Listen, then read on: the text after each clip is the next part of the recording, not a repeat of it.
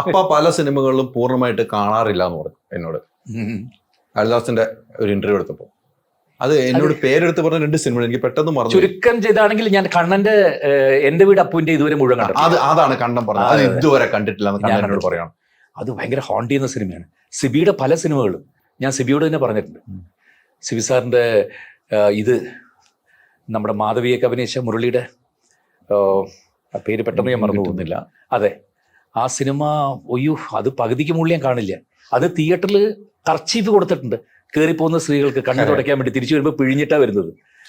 അപ്പൊ അതേപോലെ ഇത് എൻ്റെ മോൻ അഭിനയിച്ചുകൊണ്ട് മാത്രമല്ല, ആ സിനിമ വല്ലാത്ത ഹോണ്ടിങ് ആണ്. അവസാനമൊക്കെ വന്നിട്ട് ഞാനല്ല അത് ചെയ്തതെന്നൊക്കെ പറഞ്ഞ് അവൻ കോടതിയിൽ കരഞ്ഞിട്ട് അവൻ ആ ജുവനൈൽ ഹോമിലേക്ക് കൊണ്ടുപോകുന്ന സീനൊക്കെ വരുമ്പോഴത്തേക്കും ഞാൻ അപ്പം സ്ഥലം വിട്ടു. ഞാൻ നോക്കിയപ്പോൾ അടുത്ത സീറ്റ് നോക്കിയപ്പോൾ ഞാൻ നോക്കിയപ്പോൾ എൻ്റെ ഭാര്യയും കാണാനില്ല. അപ്പൊ അത് കുറെ മുമ്പേ സ്ഥലം വിട്ടു കൊടുത്ത് അതിന് മുമ്പേ പോയി അല്ലെ. അപ്പോ എല്ലാ കാര്യങ്ങളും കണ്ണൻ എല്ലാ കാര്യങ്ങളും ജയറാമിനോട് ചോദിക്കാറുണ്ട്. എൻ്റെ പേഴ്സണൽ ഇന്റർവ്യൂ കണ്ണൻ പറയാം എല്ലാം ഞാൻ അപ്പാടെ അടുത്ത് ചോദിക്കും. അപ്പാടെ അടുത്ത് ചോദിച്ചാൽ ചെയ്യാറുള്ളൂ. സിനിമയുടെ കാര്യമാണെങ്കിൽ ഞങ്ങൾ പക്ഷെ വീട്ടിൽ പോയിക്കാൻ ഞങ്ങൾ വേറെ കാര്യങ്ങളാണ് എല്ലാം. സിനിമയിൽ അഭിനയിക്കാൻ പോവാണെങ്കിൽ ഞാൻ അപ്പാടെ അടുത്ത് പറഞ്ഞത് ഇന്ന ഇതാണെന്ന് പറയും. അത് എങ്ങനെയാണ് നിങ്ങൾ ഈ സിനിമ സെലക്ട് ചെയ്യുമ്പോൾ? അല്ല, കണ്ണൻ്റെതായിട്ടുള്ള തന്നെ കേട്ടോ ചോയ്സ്. കണ്ണൻ അത് എൻ്റെ അടുത്തുമായിട്ട് ഷെയർ ചെയ്യുന്ന ചുമ്മാ പറഞ്ഞായിരിക്കും. കണ്ണൻ്റെതായിട്ടുള്ള സെലക്ഷൻ തന്നെയാണ് ചെയ്യുന്നത്.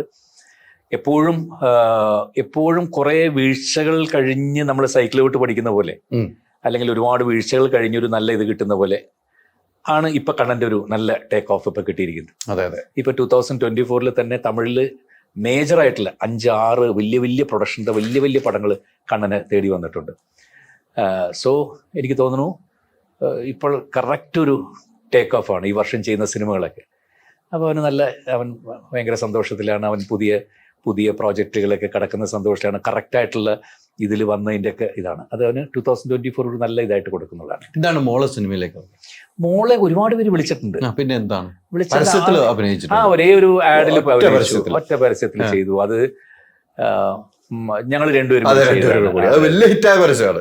അതെ. വേറെ ആൾക്ക് അതിന് താല്പര്യമില്ല. അവള് ദുബായിൽ വർക്ക് ചെയ്യുന്നു. ഇപ്പോ ഹസ്ബൻഡ് കല്യാണം കഴിക്കാൻ പോകുന്ന പുള്ളി ലണ്ടനിലാണ്, മാഞ്ചസ്റ്ററിലാണ്. ചിലപ്പോൾ കല്യാണം കഴിഞ്ഞാൽ രണ്ടുപേരും ലണ്ടനിലേക്ക് പോകും, അല്ലെങ്കിൽ രണ്ടുപേരും ദുബായിലേക്ക് വരും. അല്ല, ജയറാമേട്ടനുണ്ട് ഭയങ്കര വിഷമമായിരിക്കും. ദുബായ് നമുക്ക് തൊട്ടടുത്തല്ലേ. ലണ്ടനിലേക്ക് പോകുമ്പോൾ ഞാൻ പറഞ്ഞു, ലണ്ടനിലേക്ക് പോയി ഇത്തിരി ദൂരം എപ്പോഴും കൂടെ ഉണ്ടാവുന്നതാണ്. അങ്ങോട്ട് വരട്ടെ, അല്ലെങ്കിൽ നാട്ടിലേക്ക് വരട്ടെ എന്നുള്ളതാണ് നമ്മുടെ പ്രാർത്ഥന. ഇങ്ങോട്ട് വരട്ടെ എന്നുള്ളതാണ് പ്രാർത്ഥന. ഞാൻ കണ്ണൻ്റെ അടുത്ത് ചോദിച്ചു തരാണ്, അമ്മ എന്തുകൊണ്ട് സിനിമയിൽ അഭിനയിക്കുന്നില്ല ചോദിച്ചു തരണം. അത് അപ്പാടെ അടുത്ത് ചോദിക്കണം എന്നോട് പറഞ്ഞു. അത് സ്വന്തം അശ്വതി എന്നെ എടുത്ത തീരുമാനമാണ്. കല്യാണത്തിന് മുമ്പ് തന്നെ അശ്വതി തീരുമാനം, കല്യാണം കഴിഞ്ഞാൽ ഞാൻ ഇതിലേക്ക് ഇല്ല എന്നുള്ളത്. അത് കഴിഞ്ഞും പലപ്പോഴായിട്ട് പല ആഡ് ഫിലിംസിന് നിങ്ങൾ രണ്ടുപേരും കൂടി ഒരുമിച്ച് അഭിനയിക്കുമോ, ആഡ് അഭിനയിക്കാനൊക്കെ പലരും എത്ര വർഷങ്ങളായിട്ട് ചോദിക്കുന്നതാണ്. ഞാൻ വിളിക്കുമ്പോൾ പറയാം, സ്വന്തം അങ്ങോട്ട് പോയി ചെയ്താൽ മതി, ഞാനില്ല എന്ന് പറഞ്ഞേക്കും. നമ്മളില്ല പോയി വേണ്ട എന്നും പറഞ്ഞിട്ടില്ല. അതെ, വൺസ് എനിക്കത് വേണ്ടെന്ന് വെച്ചിട്ട് ഇപ്പൊ വേണ്ട, സ്വയം വേണ്ട. പക്ഷെ ജയറാമേട്ടനൊന്ന് പറയാമല്ലോ, ഒരു സിനിമയിൽ അഭിനയിക്കുക.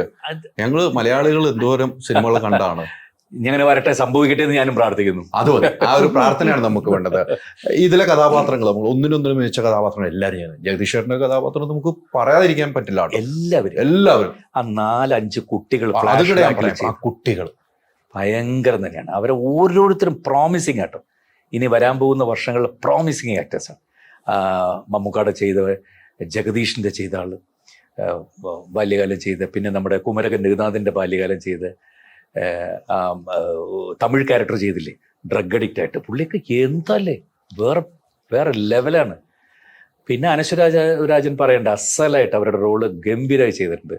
ഇതെല്ലാം ഇതിലേക്കൊരു ഉപരി എൻ്റെ കൂടെയുള്ള സെന്തില്, ആര്യ, ജഗദീഷ് ഞെട്ടിച്ചു കളഞ്ഞില്ലേ അല്ലേ? ജഗദീഷ് ഇപ്പൊ ജഗദീഷേട്ടൻ ചെയ്തു വെച്ച ക്യാരക്ടർ, ഇടയ്ക്ക് ചെയ്തു എല്ലാ ക്യാരക്ടറും നമ്മൾ എടുത്തു നോക്കുമ്പോൾ അടുത്ത കാലത്ത് ഭയങ്കര മാറ്റം വന്ന രണ്ടുപേരാണ് ഇന്ദ്രൻസും ജഗദീഷും. അല്ലേ, എങ്ങനെ ട്രാൻസിഷൻ കറക്റ്റ് കൊണ്ട് എത്തിച്ചു എന്നുള്ളത്.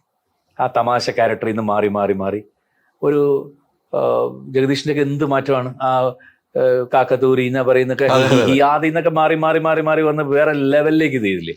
ഇന്ദ്രൻസും അതുപോലെയാണ്, ഭയങ്കര വേറെ ലെവലിലേക്ക് വന്ന 2 ആക്ടേഴ്സാണ്. ഈ സെന്തിലിനെ കുറിച്ച് പറയുമ്പോൾ, സെന്തിലും ഒരു കോമഡി ആർട്ടിസ്റ്റ് ആയിട്ട് വന്നിട്ട് ഒരു സിനിമയിൽ കയറി അഭിനയിച്ച് പിന്നീട് അദ്ദേഹത്തിനുള്ള റൂട്ട് വേറെ നിലയിലേക്ക് പിടിക്കാൻ പറ്റും. വേറെ നിലയിലേക്ക് ഇതിൽ പ്രത്യേകിച്ച് ഭയങ്കര അപ്രീസിയേഷൻ അല്ലേ സെന്തിൽ കിട്ടി.